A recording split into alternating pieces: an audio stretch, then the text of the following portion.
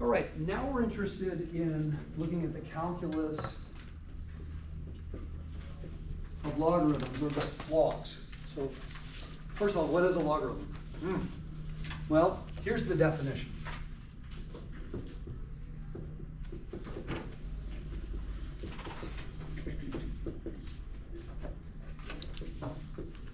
This is the definition of a logarithm.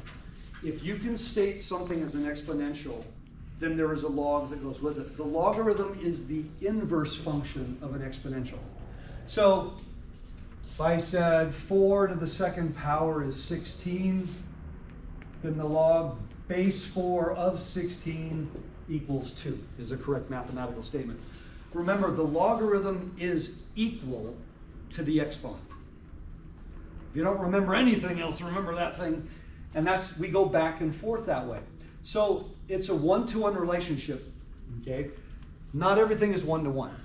For example, if I said 4 squared is 16, what number squared gave me 16? Well, obviously, well, it could have been negative 4 also, couldn't it? Oh, darn.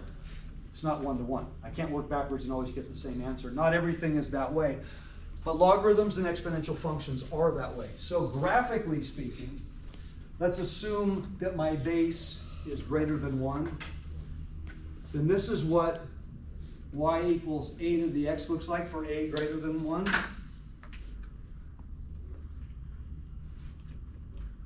Then this would be y equals the log base a of x. And you notice the base is the a, it's the same base. Okay? So, like all inverse functions, they look like mirror images over the line y equals x. So logarithms are some of the slowest moving functions there are.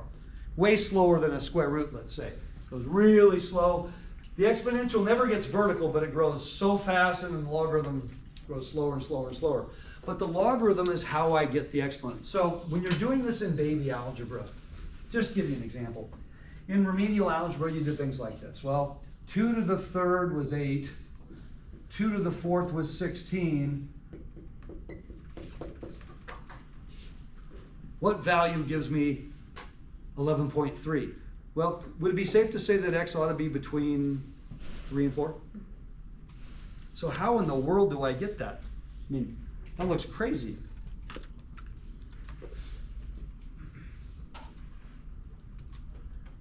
It's roughly, x is approximately 3.5. It's not exactly. So if I raise 2 to the 3.5 power, I'm pretty darn close. But how did I get that? Because x would be the log base 2 of 11.3. Now the problem is most of our calculus, most of them, not all, most of your calculators do not have a base of 2. Put the phone away.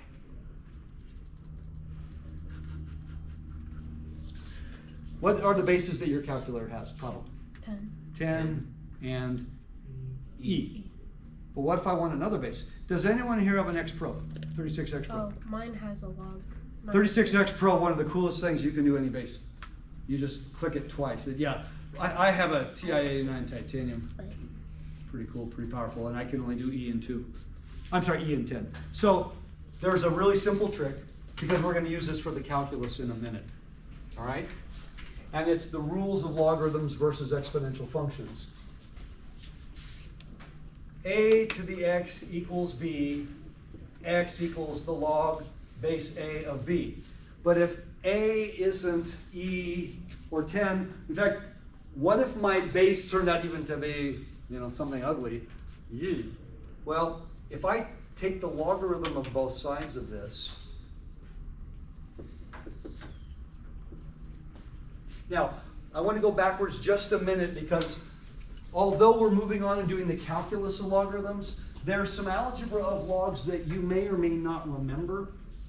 And if you don't remember them, it's very likely you won't be able to do simplification. So let me take just a moment before I continue on that one. Exponents. There are 3 main rules. There are several rules, but they're the big 3 right here. When I'm multiplying with the same base, I do what? With the exponents. I add them. When I have a quotient of the same base, I take the difference. And when I'm raising it to a power, that's when I multiply them. Now there are other things. I can have quotients of different variables, but those are the biggies. Are there versions with logarithms? Yes, there are. Okay? If I said I have the log base A of x plus the log base A of y, they are the same base. I can do the proofs if you want. I will do them outside of class. The proofs are actually really short, and you would have seen them in an algebra in a pre-calc class. Remember, the logarithm equals the exponent. So essentially, I'm adding exponents here because the original was a product. But you can kind of see the analogy there.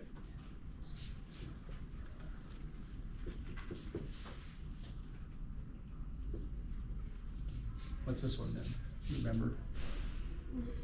So we say in words, the sum of the logs is the log of the product, the difference of the logs is the log of the quotient, and the most important by far,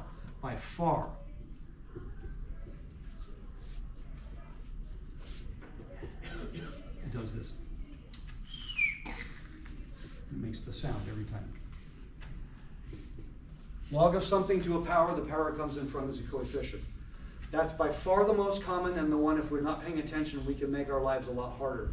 Which means you never ever have to manipulate a log of something to a power, because you can always bring the power in front. That's an app. These are the big three for the logs. There's a couple of easy ones then.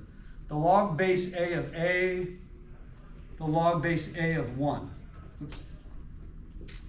So the easiest way to think about this is we'd say 2 to the x equals 11.3. That's where it came from. Okay? A to what power equals A? 1. A to what power equals 1? Those are identities for all bases. Now that base must be a positive number that isn't 1, just like it was with the exponential. So going back to here, I took the logarithm of both sides of this.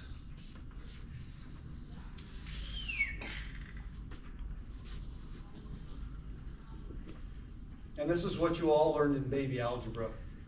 This is called the change of base formula. In other words, this is what you do when your calculator doesn't have that key. So I'll have log of a base that I don't normally know. It's just the quotient of these logs. And we're going to use this when we have variables. It's really convenient. Easy way to remember, this is higher than this guy. So that's how I got that 3.5 really quickly. I just did this on my calculator. So this is a very powerful thing. We want to make sure we are aware of things of this nature. I want to do the following. We are not interested in logs of all bases. We are only interested in log base E. Natural log, or ln, is log base E. Everybody understands this, I hope. So we never write log base E of x. We write it as ln x. What do we call that log? A natural log. We call it the natural log. So the question you should be asking is, why do we say ln? Why don't we say NL? We call it the natural log because it's the one that occurs in nature. That's where E comes from. Actually, the explanation I heard years ago, I don't know if it's true or not. It doesn't really matter. The person who did most of this research was a person named Napier. So ln, log Napier. That's actually what that N stands for.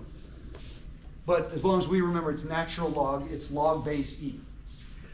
Here's the one thing. You're used to writing log ln all the time, ever since you were little kids. Otherwise, you'd write log of the base. What do we do when it's log base 10? Just log. We write just log without a base because we have a natural counting system base 10 for a little while. Once you get past calculus, I don't like this. Every time you see log, it means natural log. It will never mean log base 10 again the rest of your life because you never actually use log base 10 outside of chemistry. Log base 10 is not convenient. Log base 10 only shows up really in 3 places. How many have had chemistry? pH. College. That's log base 10. Where else is log? Any musicians here? Log base 10? Decibels. Oh, wow. And there's a really violent shake going on. Log base 10? Richter scale. There may be others. Those are the only three I've ever been aware of in my entire life. I don't know of any other use of log base 10. Those three things: Richter scale, decibel scale, and pH. Everything else is going to be a natural log. So in your higher level classes, if you continue going, when they say log or you see LOG, I don't like this. It'll always be natural log. You know, no one will warn you. It just will be. So we will use LN all the time. No ambiguity. I want to do this. And the limit process will not be friendly. Okay? Now, when we did derivative of sine and cosine, and we used limits. No way around it. But then when we did the other four trig functions, we used quotient rule, didn't we? I started you to set up using, you know, the x plus delta x, you know, like tangent, and you realize there may be an expansion here, but man, it's ugly, it's nasty, and the algebra would be horrible. So technically, the following statement is true, right?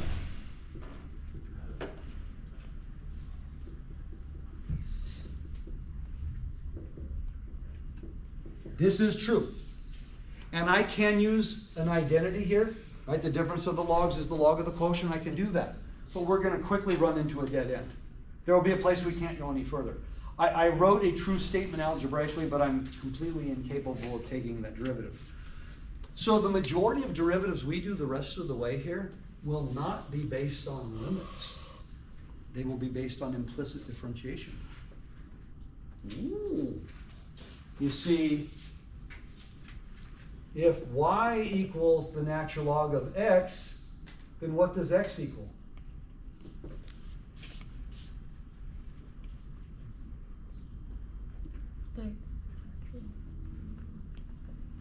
Remember the definition of logs just a moment ago? I said if a to the x equals b, then x equals the log base a of b.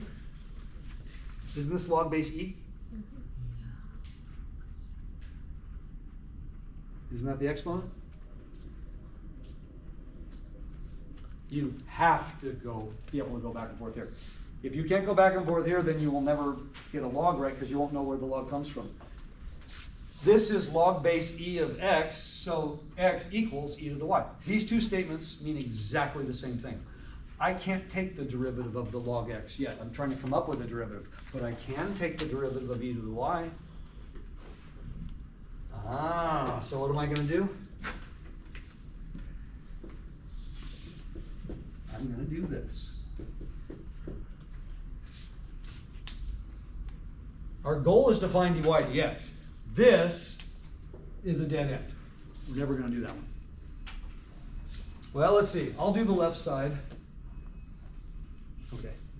We good? Mm-hmm. What's the right side? Either E to the y times the derivative of y, which is dy dx.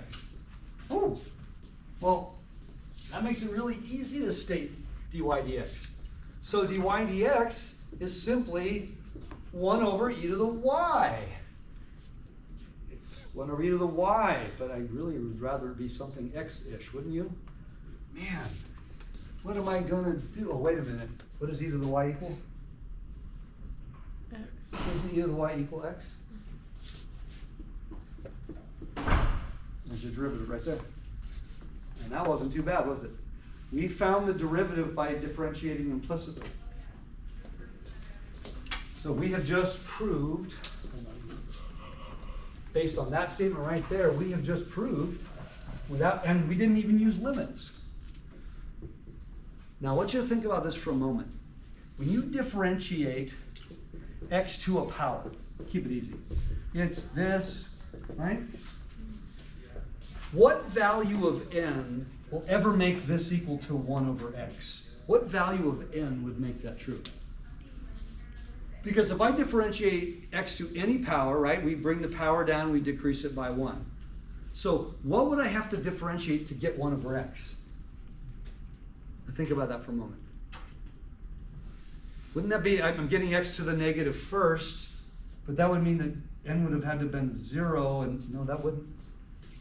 There is no power of n This is the only result you can never get. I can give you x to any power as a result. That's the only one I can't get. Because it doesn't come from here. It comes from here. That's kind of crazy, isn't it?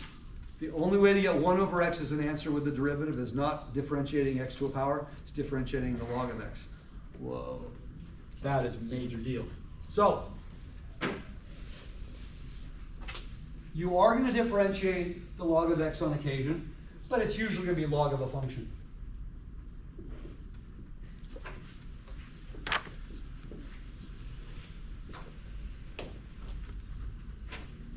This is the most formal way to write it because this is going to be, of all the derivatives you will ever take the rest of your life. I looked ahead. I have a Palantir. I don't know the whole country. Me and Sauron, we kind of talk to each other. Okay. Anyway, 1 over u, because that's what that said.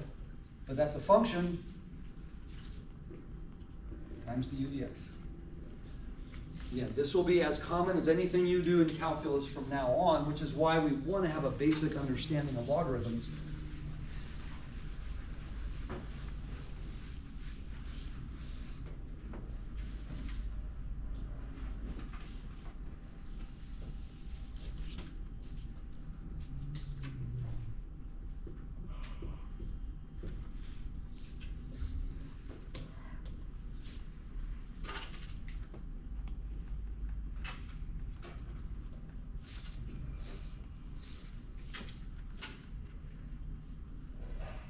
What do you think?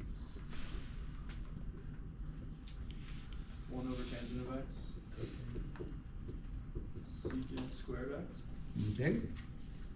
If I don't write anything else, have I given you a correct answer? Yeah. Yeah, can I improve upon this?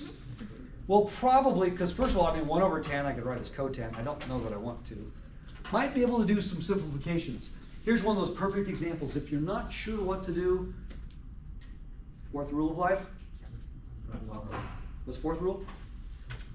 Remember, I try you, first one, of course, swallow your food before you swallow, keep your limbs in the car while you're driving, don't forget to breathe, and fourth rule, if all else fails, change everything to, come on, you're never going to live very long if you don't know the fourth rule of life. Change everything to sines and cosines. For the purposes of simplifying this, it might be easier to change everything to sines and cosines. So this one is cos x over sine x. This is 1 over the square of the cos x. So what have I got right now? Sine x. 1 over sine times 1 over cos? That'd be cosecant times secant. Not pretty, but the smallest, shortest, non-quotient-ish thing I could write. This is what I mean when I say change things to sines and cosines if you're not sure, because I don't know that anybody sees clear identities there. Now, it's not a pretty answer, but what do you notice? I took the derivative of a logarithm, and there is no logarithm in my answer. When you start with a logarithm, there's no logarithm in the result. That sometimes catches us. So the result of the derivative of any logarithm always looks like just a regular old everyday function. There's nothing special about the result. So later on when we go backwards, it's one of the trickier things. Now, I'm going to show you something. This is one of the more important things, okay? Because it's so ridiculously common. I want to differentiate the log of u raised to a power, where u, think of u as being a function of x. Okay? So let's see, it's going to be 1 over u to the n. And now I'm differentiating u to the n. What do you get? It'll be n U to the n minus 1. the n minus 1 times, at some point I got to differentiate the u.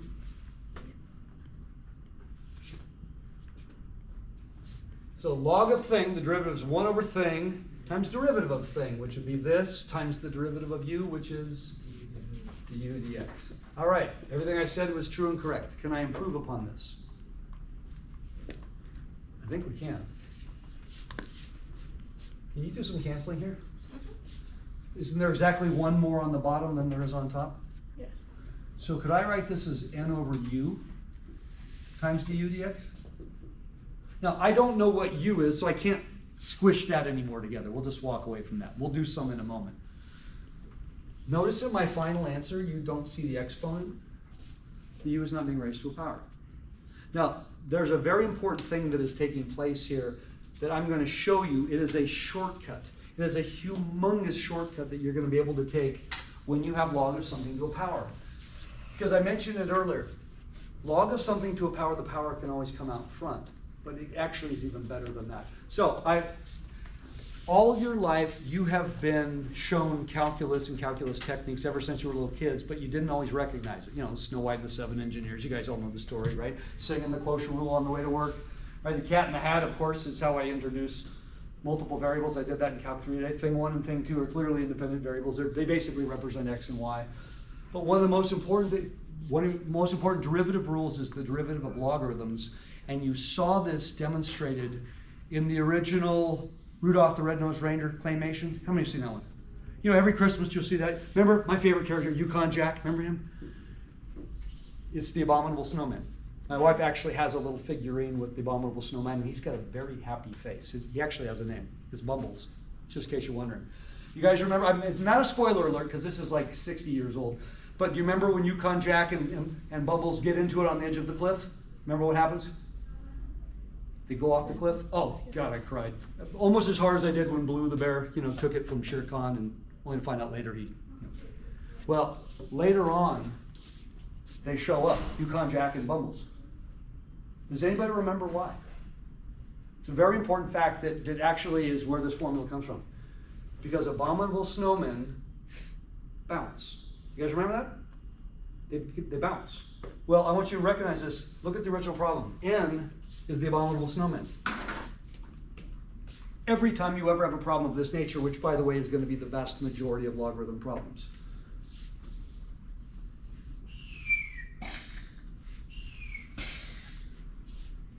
that will bounce right out of the derivative 100% of the time. And if you don't do that in step 1, you make the rest of the problem really long. And I'll show you in a moment. Yeah, this is the abominable snowman. He bounces. But he doesn't just bounce here. He bounces right on out of the problem, which means the answer to this question is just that, which is really simple in general. Isn't that crazy? I mean, it's almost out of control is what it is. Okay, let's look at an example of this. I'm going to do a problem 2 ways. I'm going to do it the textbook way, which is not entirely efficient, and then I'm going to show you the way I would prefer you to do it, which is, I want you to be right, but I don't want you to spend a long time getting to the right stage. So, y equals the natural log, we'll keep it simple, the square root of 3x squared plus, I don't know, let's say 6x. Okay. So, dy dx is what we'd all do. It's 1 over the square root of 3x squared minus 6x times the derivative of that. Now I'm going to be clever, and I'm going to rewrite that as the 1/2 power. Agreed? Because I can't really differentiate it as a square root. So that's now going to be 1 over the square root in what? A half. This to the negative half. And now I want the derivative of the inside, which is what? Chain rule factor here. We haven't done the chain rule yet. What's that derivative? 6x. In fact, I'll write it here just in case we're not sure what's going here. So that's what, 6x minus 6? Okay, can I simplify this? Well, yeah, I have a half times this.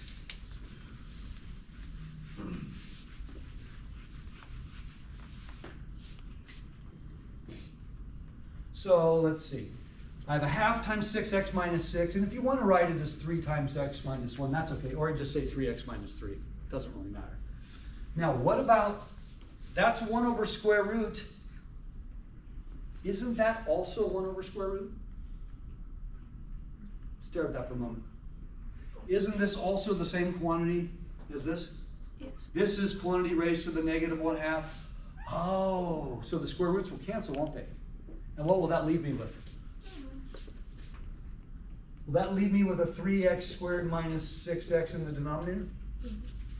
Which now I can factor out, how about 3x times x minus 2, and now I think I've got x minus 1 over x times x minus 2. Okay. I do want to do that, because I do want to know where things are 0. So everything we said was true and correct, and I think that's the bestest answer we can give. Could we maybe shorten this just a little bit? So let me go back to the original problem.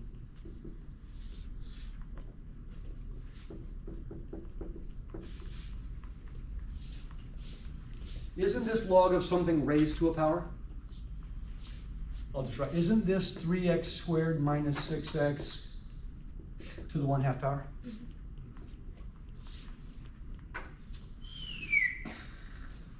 Which means this is 1/2 log of 3x squared minus 6x.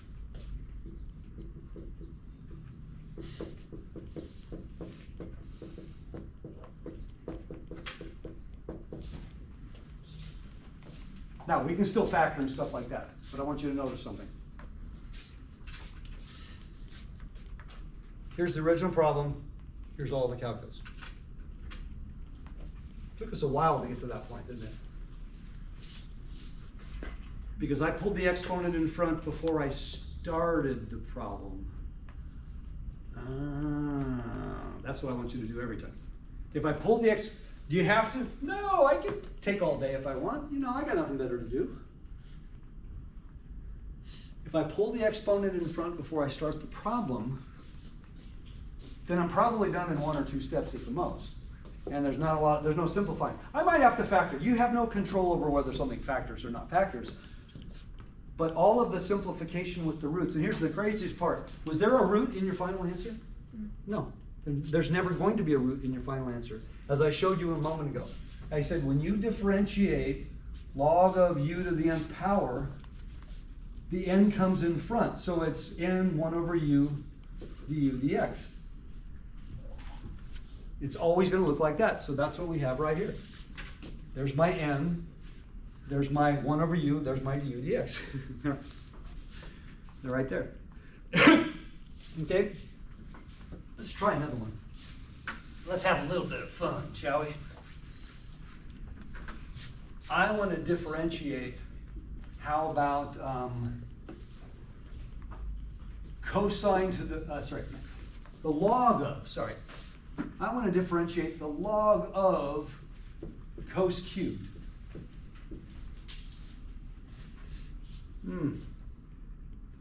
1 over the cos cubed times the derivative of the cos cubed. That's going to take a little while, but it's correct.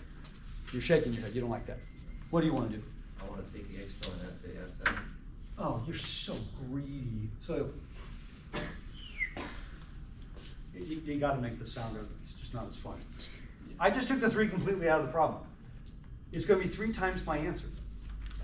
But now I'm differentiating only cosine to the first, which means there's no chain rule on the cosine part now. So what have I got so far? It's now going to be 3 times, I'm going to just be lazy, times 1 over cosine. Now what's the derivative of cosine? Negative sign. Can I just go ahead and do this? In other words, think about it logically. Can I just go ahead and just stick that there where there was a 1? Yeah, you can always do that, if it's appropriate. If this was some ugly fraction, no, I wouldn't do that, but it's one thing. Okay, now what? Can I do better than this? Move the negative. Yeah, but what's sine over cosine? Tension. Okay, now what? We're done. If I had done it by not moving the exponent, there would be probably 4 or 5 more steps. And is it possible I mess things up along the way because I've got so many steps? Yeah. Yeah. I'm hoping and praying that you do this 100% of the time. Will you? I'll ask this question on a test, and a lot of you will, a lot of you won't. Doesn't mean you'll get it wrong if you don't, but it means you're going to make the problem really long, and so the probability of making an error greatly increases. And sometimes we don't finish because we're not even sure when we're done. The answer to this question is this. No, nothing else. That's the only possible answer. And we got there immediately. That's a good thing. It's a really good thing.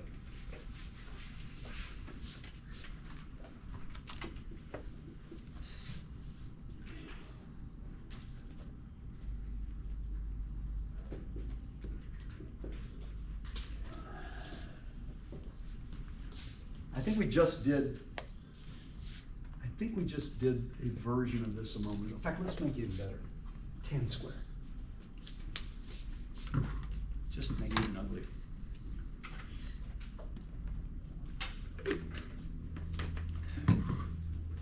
Ultimately, the tangent function is being raised to what power? Ultimately. The 2/3. To the 2/3. Does everyone see that? Tangent squared, cube root.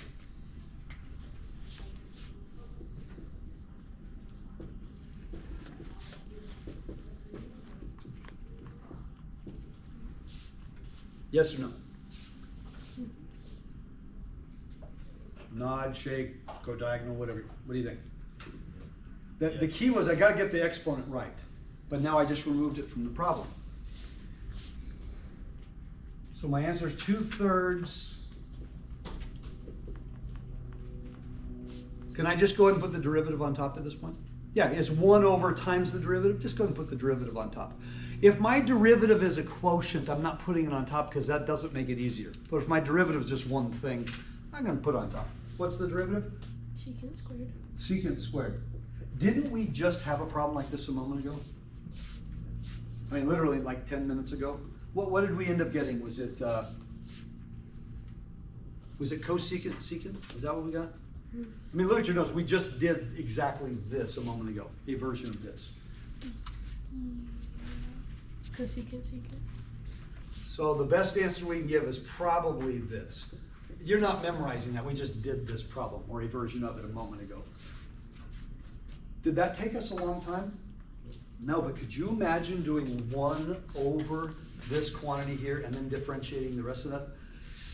That'd be scary. I mean, it'd just be nasty all over the place, but that just wasn't that bad. When people see log of a root, they sometimes get confused. They forget the root is an exponent and the exponent can come in front. Okay? Let's do another one.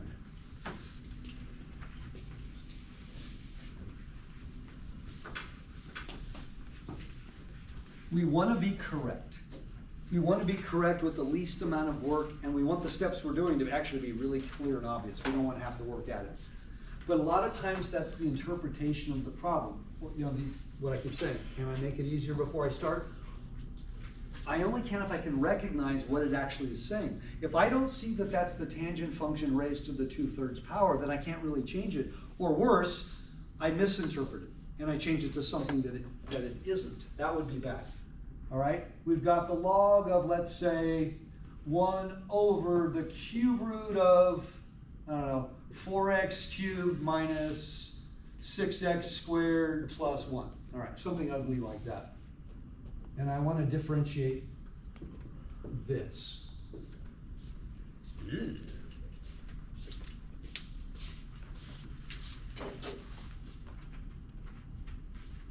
Log all that stuff.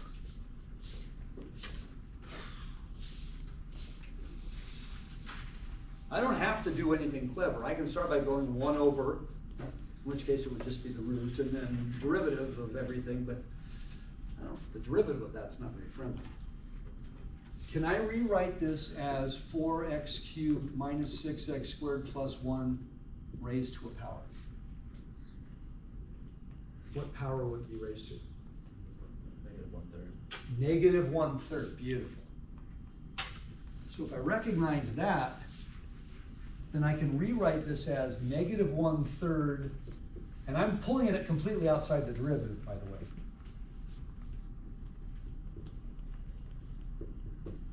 Now, don't take another step. Is this correct?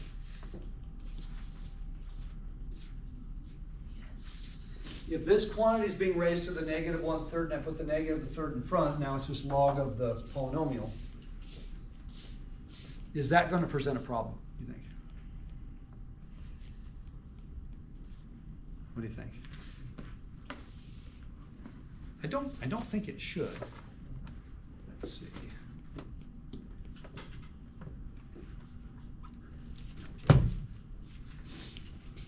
There are some really cool tricks that I'm going to show you next day.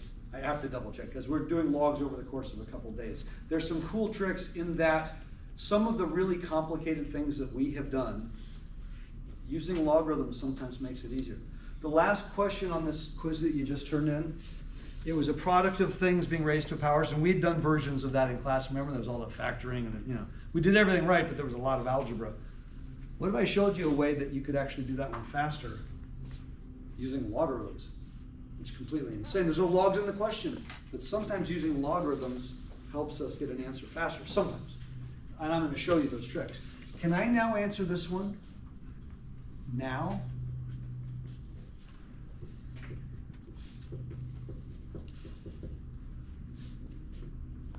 One over u times the derivative of u. What's the derivative of u? 12x squared minus 12x. Okay. Can I factor that? What factors nicely? 12. 12. So how about 12x? And what would that leave me with? X, x minus 1. Now, can I multiply the 12 by the 1/3? Yes, and I should. So how about if I write this as negative 4x, negative 1/3 times 12, x minus 1 over this. By the way, I do not believe the denominator factors. If it did, I would try to factor it, but remember I said when it comes to factoring, only if it's obvious. My numerator was obvious. Now, can I improve upon this? Well, if the denominator factored, I could. I don't believe it does. Besides, at 3rd degree, I'm going to walk away. I factored the numerator. You notice in our actual calculation of the derivative, we never dealt with the root, did we? The root showed up as the 1/3 in front. So the algebra on this was way friendlier. Does that make sense? Way, way, way friendlier. Okay? Now, I don't have a ton more to do. I want to do a few more examples, but I'm going to give you a glimpse. I'm going to give you a glimpse in the future. Okay, get out your calculators, please, for just a moment. Okay. We don't spend a lot of time in this class on factorials. We do next semester. We spend a lot of time on factorials. How many have had statistics? Math 119. See, you're used to working with factorials, permutations, combinations. You know, factorials are probably the fastest growing function we're ever going to deal with. And we've talked about these before, right? If I said, something as simple as 10 factorial, what does that equal? Do that on your calculator. 3,600,000. It's a big number. I mean, oops. It's over 3 million. 69 factorial. I can't even do that. I get scientific notation. It's on the order of 1.71 times 10 to the 98. It's humongous. 70 factorial is on the order of 1.2 times 10 to the 100th power. Yikes! So do 70 factorial on your calculator for me, please. Error.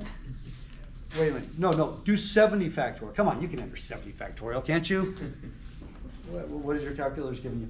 Math error. Math error. Why? It's too big. Let's do that power 100.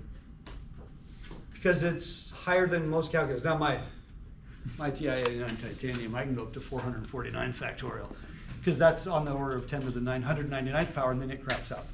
So, I mean, in other words, the highest technology that most people can have is 449 factorial. But these are integers. Can't I ask a million factorial, a bazillion factorial? You mean most human beings are stuck going up to 69 factorial, and that's our upper limit for the human race? You realize how pathetic that is. That's not even a big number. 69 factorial, and that's as high as we can go, most of us. Yikes. But what if I actually needed a large number? What if I actually needed 1,000 factorial? Let's just have the supercomputer at UCSD do it. It can't. It's beyond its... And it's not worth programming something to store that many digits, by the way. So you're talking thousands of digits. Why would you bother storing that many? That's like knowing, the first 10,000 digits of pi. There's a point when it's just not practical information.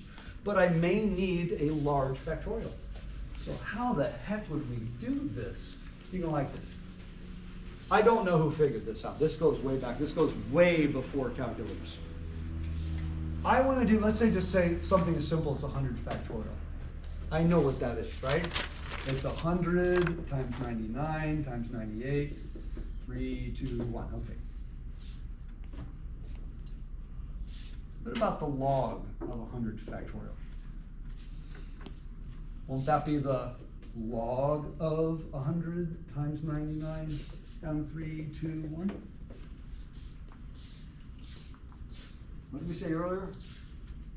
The sum of the logs. Sum of the logs is the log of the So, P word. base. The sum of the logs is the log of the product. That's kind of an important thing to know about logs. So are you saying that this is equal to log of 100 plus log of 99 plus down to plus log of 2 plus log of 1? But that's a really small number. That's not a big number. Let's just call this number, for lack of a better name, we'll just call it A. So log of 100 factorial is A. By the way, do you want to do this by hand on your calculator? Heck no. How many have ever written any computer programs, in high school even? This is a do loop. When do you learn do loops? First day of programming on the first program. For I equal 1 to 100, do. Literally, it takes about a minute and a half to write the entire program, and it takes a split second for it to run. So you ask the computer to do this for you. I just did 100. What if I want 1,000? What if I want 1,000,000? It's still really, really fast. Log calculations are really fast. They're fast on your calculator.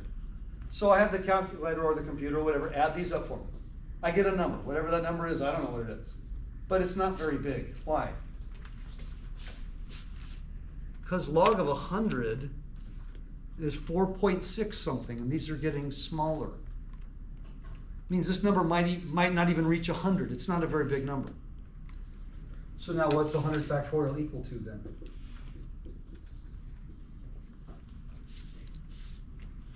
I can do 1,000,000 factorial. I can do 1,000,000,000 factorial. I can do the highest number you can possibly think of factorial. It's going to be e raised to a not a very big number. Now you got to admit, that's kind of cool. This is how we actually do it in real life. 100 factorial is not practical because your calculator won't do it. So I do this, give me as many decimals as you need. And now I can say the answer is this exactly. Now, A is going to be an irrational number. It's going to have decimals. So I want to probably keep a lot of the decimals. Okay, you don't generally want to round too many because you're doing, when your exponent has decimals, you don't want too much rounding because you can lose information. But would this be a hard thing to do especially if I have a computer and I write a simple program? No. If you have a good graphing calculator, you can do a summation. It's not that big a deal. Graphing calculators have a summation key, and most people learn how to use it in Calc 2 anyway. So if I wanted to do a higher factorial, this is what we would actually do. This is where I said you can use a logarithm to help you answer the question. But the question didn't involve logs or exponents. You're right. But I use log properties. And that namely is the log of a product is the sum of the logs. And I'm going to show you a hint next day. We have the product rule. We know that is. But what if you had the product of more than 2 things? What if I had the product of 3 or 4 functions and I wanted the derivative? Do you realize how gnarly that would be? How do you do the product rule when you have 3 or 4 functions, 5 functions in a row? It's still product rule, but oh my gosh, it's product rule within product rule within product rule. That would be a long, gnarly problem. We're going to look at that one next day. And I'm going to show you, you wouldn't want to do straight up product rule. We're going to use logarithms. The problem that we did last week where I said function to a power times function to a power, and then we did chain rule straight through, and everything was correct. Turns out it's easier if we use logarithms. But we didn't know that. So I'm going to show you some tricks where this is why we learn logarithms, because they take a lot of the really hard problems and we actually can make it easier. How many will be taking physics? 195. Okay. It is very, very, very common that you'll have problems where the problem itself, maybe you're collecting data and you're trying to graph it and it's growing exponentially and it's really hard to model. So you get what's called log paper. How many have ever done that? Maybe even in high school, use log paper. And when you change all your y values to the log of the y values, it comes out linear. So in other words, that's called log linear. Or in other words, that's what's called logistic growth. When you hear the word logistic, most people don't know what that means. It means I'm doing a logarithm of something exponential to make it look linear. Ah, it's called log linear. It's unbelievably cool and powerful. We use that in statistics and things like that. So we can take logarithms to take things that aren't linear and make them look linear, because then it makes it much easier to predict. I know they do this in physics, and I know sometimes they require the log graph paper, which is really weird because your squares are all different sizes as you move across. It's kind of a crazy thing, okay? All right, we'll do one more, and then I'll give you guys an early recess today. This, again, is the last new material for the exam, which now means we have how many derivative formulas? Well, we have 6 trigs, we have the exponent, we have the power rule, we now have log and e. That's 9 functions, and then there's product rule, quotient rule, and chain rule, of course. That's a lot of formulas. You're not going to memorize them, but hopefully you'll practice them. Okay? Y equals the log of, let's say, secant x times x cubed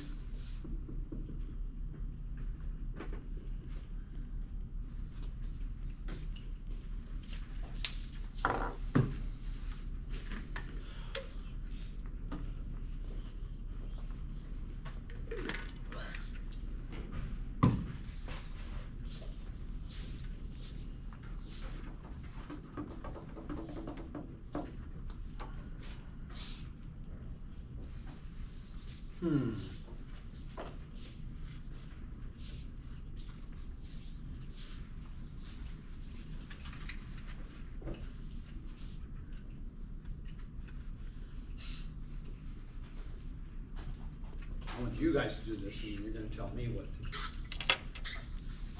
You can be the boss of me.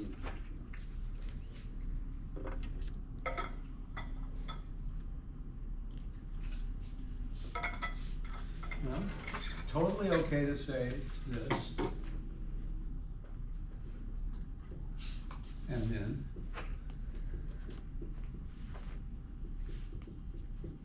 Agreed?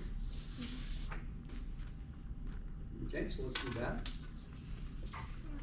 I don't know how, if at all, this simplifies in the end.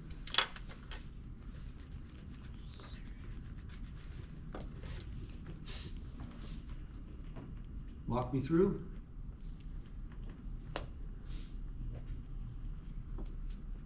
So just straight up product rule right here. Secant x times 3x squared plus x to the cube. Secant x tan x. Secant x tan x, good.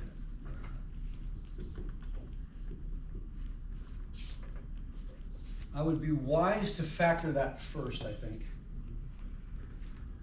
But could I go ahead and write this as one quotient at this point? I'm going to put the x cubed in front. I think that just might read easier. So what's common? X squared? What else? Secant x? And what does that leave me with? The first term, it's what, just a 3? Just the- Then what? X tan x. X tan x. Everything we said is true and correct, so is that a great final answer? What do you think? No. Can I cancel those guys? Yeah. Yeah, so I think we can go one better. Oh, can we cancel those guys too while we're at it? Yeah. So now what do we got? Looks like everything on top's gonna cancel, isn't it? And that leaves me with 3 plus x tan x all over just x. Well, if I'm gonna do that, perhaps I break that up. It might actually be a better answer to write 3 over x plus what? Tan x. Oh. Both would be correct. Okay?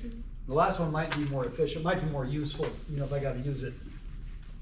Okay, everything we said was true, everything we said was correct. You know what's coming. Was this the most efficient way of doing this? Well, you already know what the answer is. No, but what could I have done to make this more efficient? What do you think? ln of secant x plus ln of x to the third. Isn't that what we just did here? You have the log of a product because I have made that the sum of the logs. So what if I rewrote the original problem as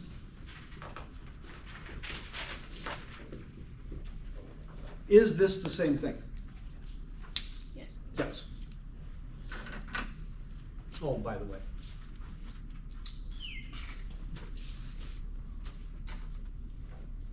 If you're not doing that, you're kind of missing the whole point.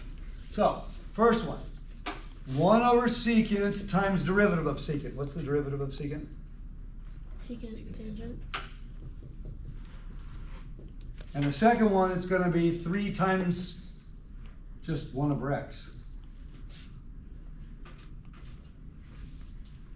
We're done. You want to go, do you have to do what we just did?